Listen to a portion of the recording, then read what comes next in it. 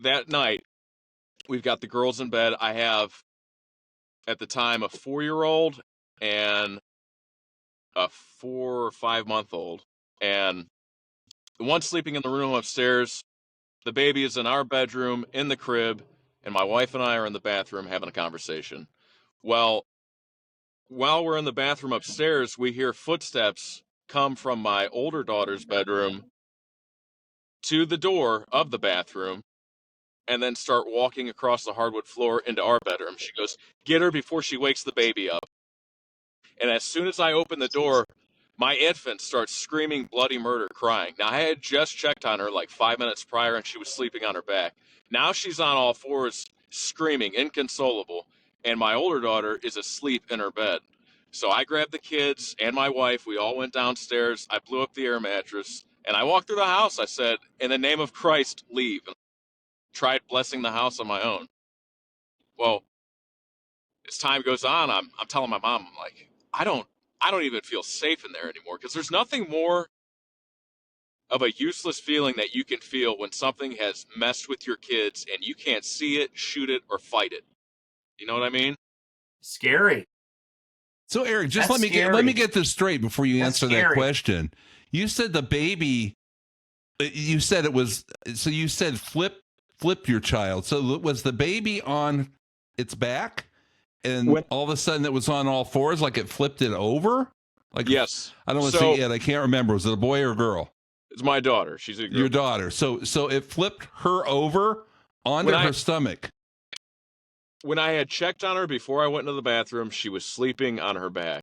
And when I opened the door to the bathroom, she was on all fours crying. Yeah, she was on her tummy. But she was capable of rolling over herself? She was capable of rolling over herself. But like I said, she was asleep. Okay. So it could have been she was just woke up and startled and she rolled over and got on her hands and knees, right? That could have happened.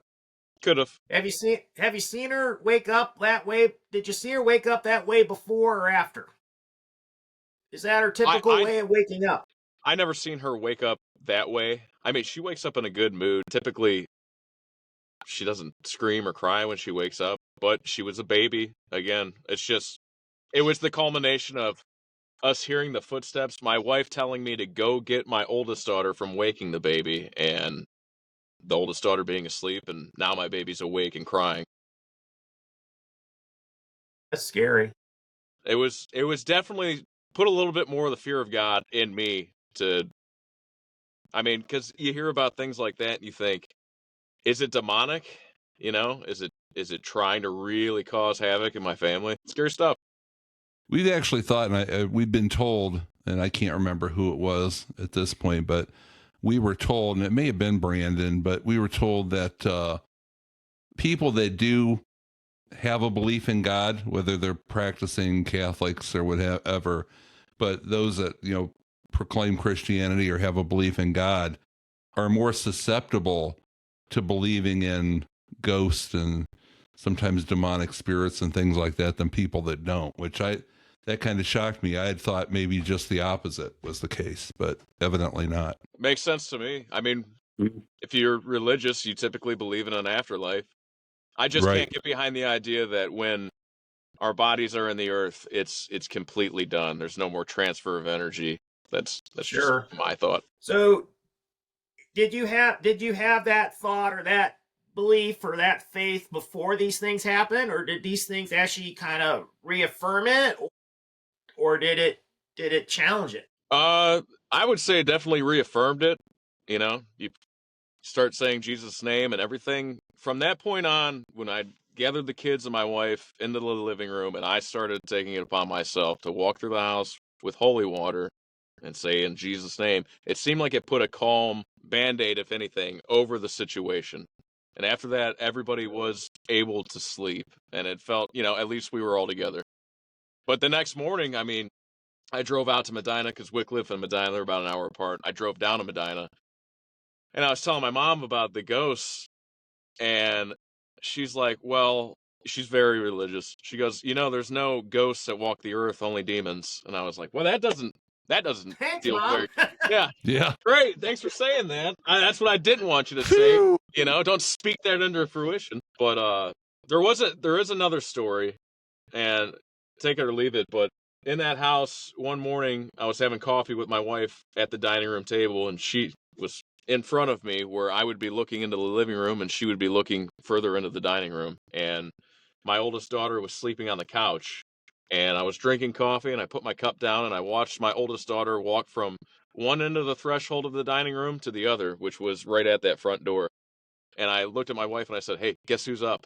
And she goes, "Who?" And I'm like, "Layla, silly, our kid."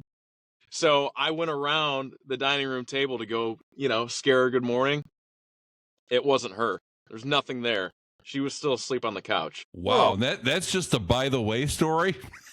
I thought you'd have let off with that one. Nah, there's a lot of stuff with that Wow. house, but that was one of the more memorable ones. Now, did you, Eric, did you have anything like this happen in your life, or did you have family members that had spooky stuff happen? I mean, is it in your family culture, so to speak, or is this like all like new and Yeah, foreign? yeah, it is. And I think it started with my grandfather was a coal miner in Kentucky, and he got tuberculosis when he was in his mid 40s. And I guess on his deathbed, he was speaking to my grandmother, and he stopped the conversation, looked up, and said, "Lou, I have to go now. The angels have come to get me." And he died. And from then on, it just seems like my family has experiences where somebody will have a dream of, say, somebody's license plate on a wrecked car, and it'll be a different license plate to the car, and they'll say, "Hey, be careful driving." And somebody, my uncle passed away. My aunt had a dream that a van was totaled, but it had his motorcycle license plate on it, and she told him about it, and I guess a couple weeks later, he had gotten into a bad accident and died from that. Man, The house that I grew up in, that house is definitely haunted. It was built in the 1880s. It's in Medina, close to Lodi. And when I was in 7th or 8th grade, I came home from school. I went to the living room, and for a split second, on our L-shaped couch, I saw like a 10 to 12-year-old girl in a black Victorian dress sitting at the apex of the couch. And she was there and gone in a second. And I did one of those and just put the bag down and didn't think much of it. I turned the TV on, and I had started to fall asleep. And when I was starting to fall asleep, I heard somebody at our back door knocking on it. And so I went to answer the door, and nobody was there. And I ended up telling that story to my Aunt Jane, because the house had been in my family since 1945. I told my Aunt Jane the story, and she goes, "Did the little girl look like one of these?" And they had a painting from the attic of the house when they got it in the 40s, and it was up in the house in Euclid. And she showed me, and it was 5 little Victorian girls in that style of dress. Just, it's painting.